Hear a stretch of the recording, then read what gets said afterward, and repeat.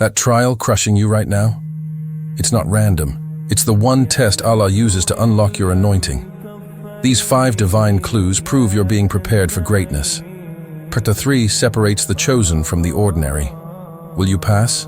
Your destiny depends on it. The test before the breakthrough. Before every significant breakthrough in life, there comes a test, often disguised as silence, delay, or even isolation. It is a phase that feels like being forgotten, like your prayers are bouncing off the ceiling, and your efforts are leading nowhere. But this moment, though difficult and heavy, is not a sign of punishment.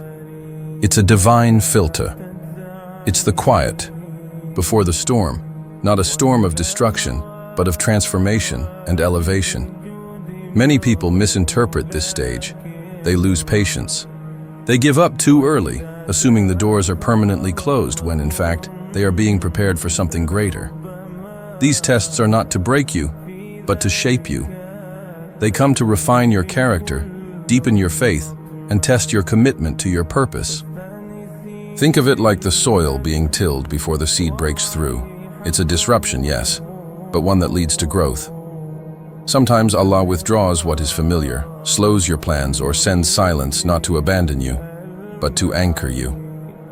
In those quiet, lonely, confusing moments, you are being watched, not by the world, but by your Creator, who is seeing how you respond when there's no applause, no results, and no immediate relief.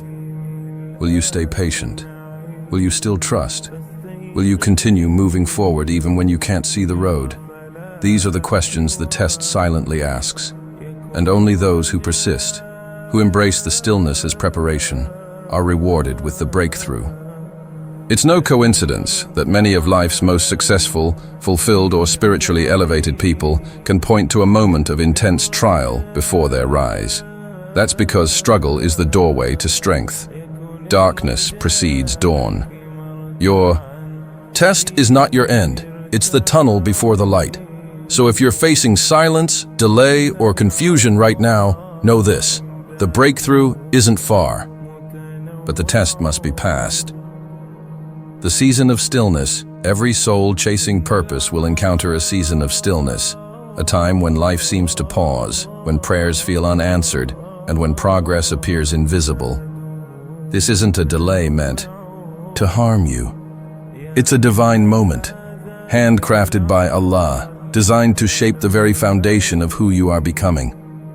Before Allah unfolds your destiny, He often grants you this quiet period, not to crush your spirit, but to build within you something far greater: patience, strength, resilience, and unwavering faith. This is the training ground of the unseen. Growth doesn't come when things are easy or when blessings are flowing. Real growth occurs when you're confused, when doors stay shut, and yet you still choose to trust. It's in this space, where logic fails and emotions scream, that your character is forged. You begin to realize that obedience is not about outcomes. It's about loyalty to your Creator, even when the reward is not immediate. The season of stillness teaches you that faith is not proven in celebration, but in silence. It asks, will you pray even when you feel ignored? Will you stay grateful when nothing changes? Will you act with integrity even when no one is watching? These are the hidden tests of this season. And though they are quiet, they are powerful. The stillness is not stagnation, it is preparation. Like the seed buried in the darkness of soil, you too are being readied for a breakthrough.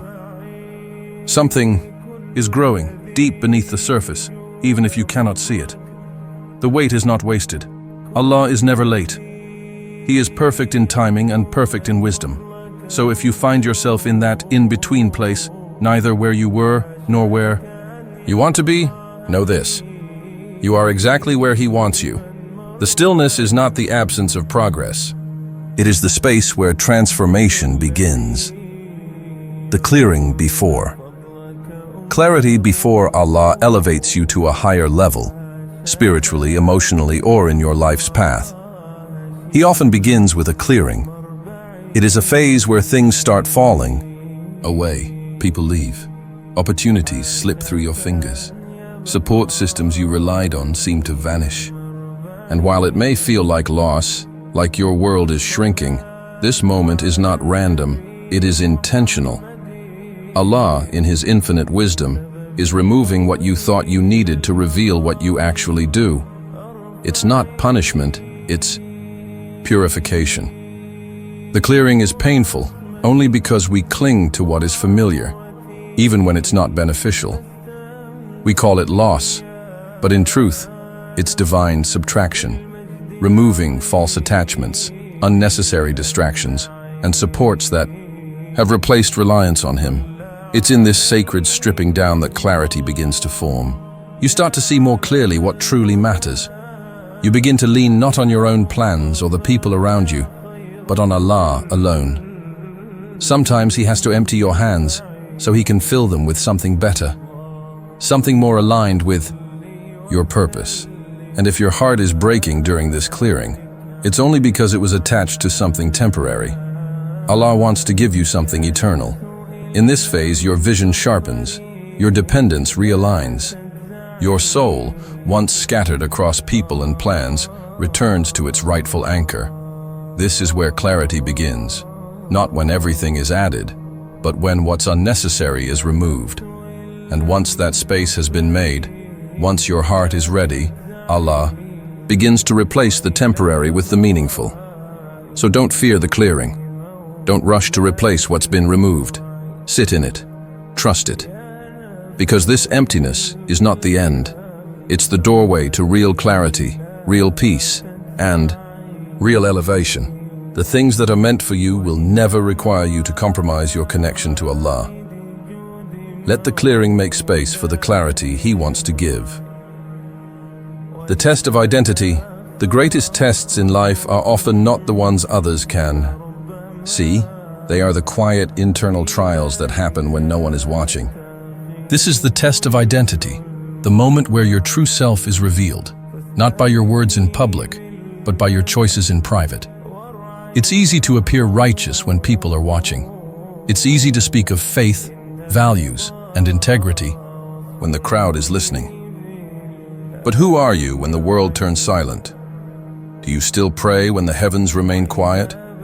When every dua seems to go unanswered? Do you still tell the truth when a small lie could make your life easier? Do you still hold on to your faith when there's no blessing in sight, no comfort, no sign of reward? These moments are the true exam, and they are sacred, because it's in them that Allah reveals who you really are. Not for Him, for He already knows, but for you. He shows you the gap between who you claim to be and who you really are. And it's not to shame you, but to give you the chance to grow, to choose Him again, even in the dark. The test of identity doesn't come with warning signs. It doesn't come when you're ready. It comes when your soul is stretched, when you're tired, tested, and tempted. But how you respond in these unseen moments shapes your destiny more than any external success ever could. Integrity is doing the right thing even when there's no applause. Faith is obeying even when there's no clarity. And character is who you are when you have every excuse not to be righteous, and you choose righteousness anyway.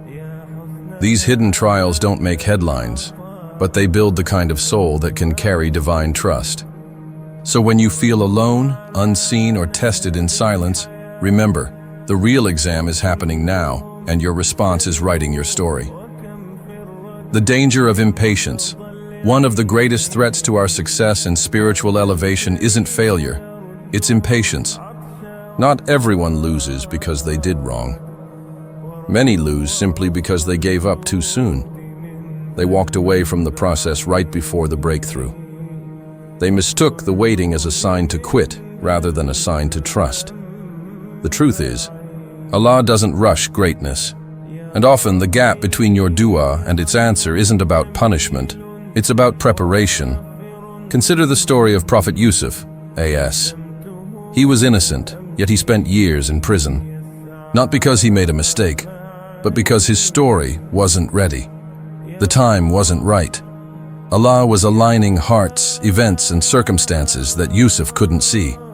But had he lost patience, had he doubted in that cell, he might have never seen the throne. This is where many fall. We assume that delays mean denial.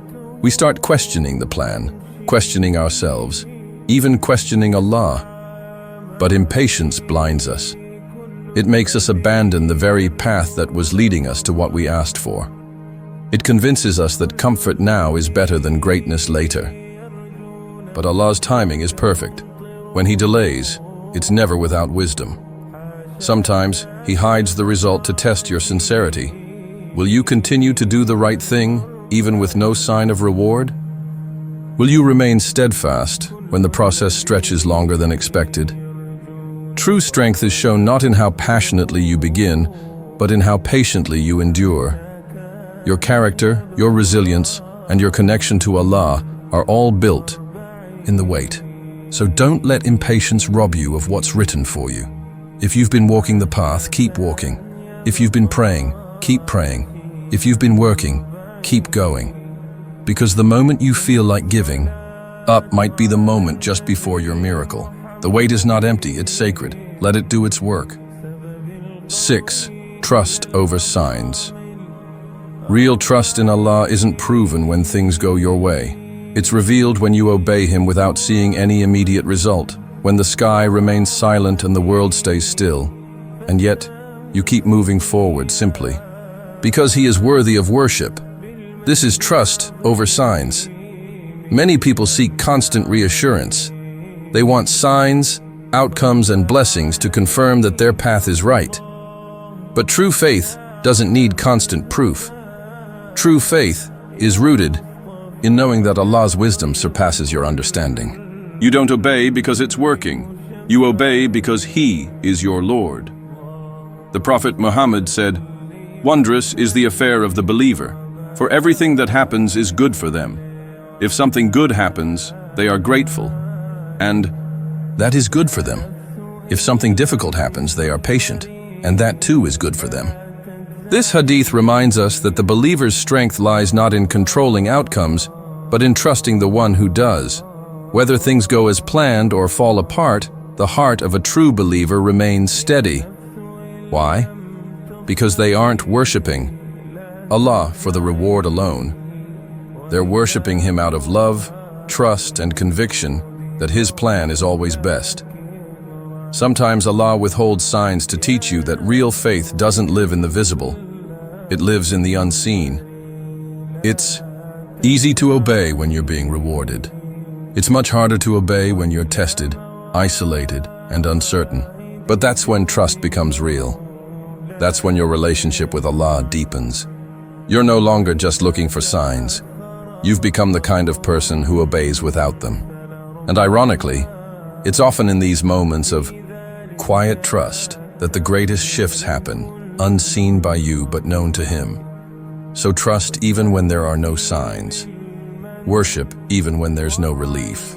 Because in every act of sincere obedience, you are being drawn closer to the one who never fails.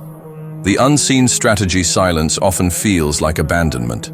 When our prayers seem to echo back unanswered, and life stays still despite our effort, we begin to wonder if anything is happening at all. But what we often forget is this: silence isn't absence, it's strategy. Allah is never idle. Behind every delay, every closed door, and every pause is a divine orchestration that's happening beyond the reach of your eyes. While you may feel stuck, Allah is aligning people, events, and outcomes in a way that serves your highest good, even if it's not immediately visible. This is the unseen strategy of Allah's wisdom. You think you're waiting for the blessing, but in reality the blessing has been held back because you are still being prepared. The version of you right now may not be ready to carry the weight of what you're asking for.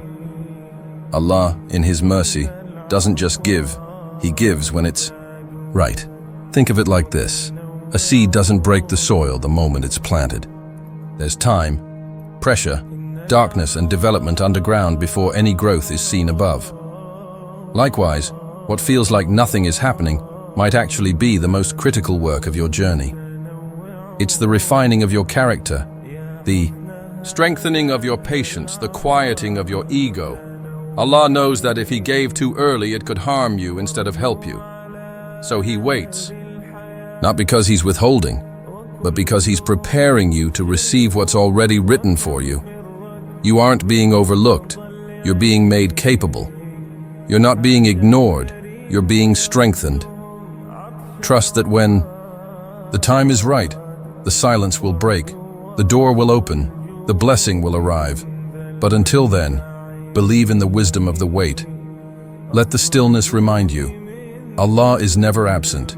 He's just working in a way you can't yet see.